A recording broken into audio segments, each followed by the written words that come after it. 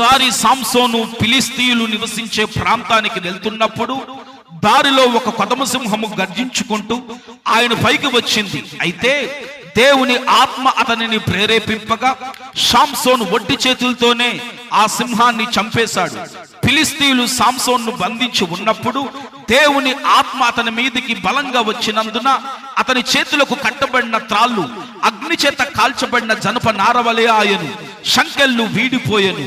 అప్పుడు సాంసోను గాడిద దవడ ఎముకతో 1000 మందిని చంపాడు. అప్పుడు అతడు అలసి తప్పుకొనినందున దేవునికి మొరపెట్టినప్పుడు దేవుడు లేహీలో ఉన్న ఒక గోతిని చీల్చెను. అతడు నీళ్లు త్రాగిన తర్వాత ప్రాణము తెప్పరెళ్ళి బ్రతికెను. నా ప్రియమైన సహోదరి సహోదరుడా, సాంసోను పోయి 300 నక్కలను పట్టుకొని 2 నక్కలకు తోకలను కట్టి నిప్పు అంటించాడు. అవి ఫిలిష్తీయుల గోధుమ చాలలో పోవిడిచెను.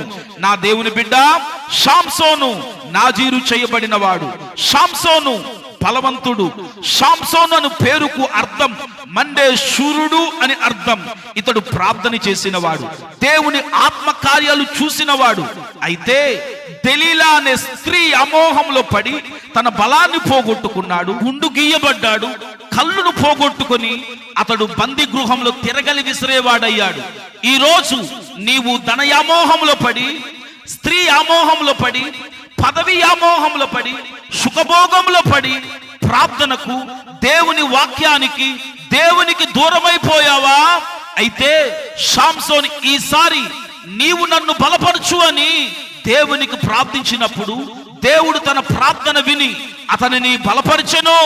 ఇప్పుడు నీవు హృదయపూర్వకంగా దేవునికి ప్రార్థిస్తే నిన్ను నా దేవుడు బలపరుస్తాడు. నీవు కోల్పోయిన వాటిని తిరిగి నీకు ఇస్తాడు.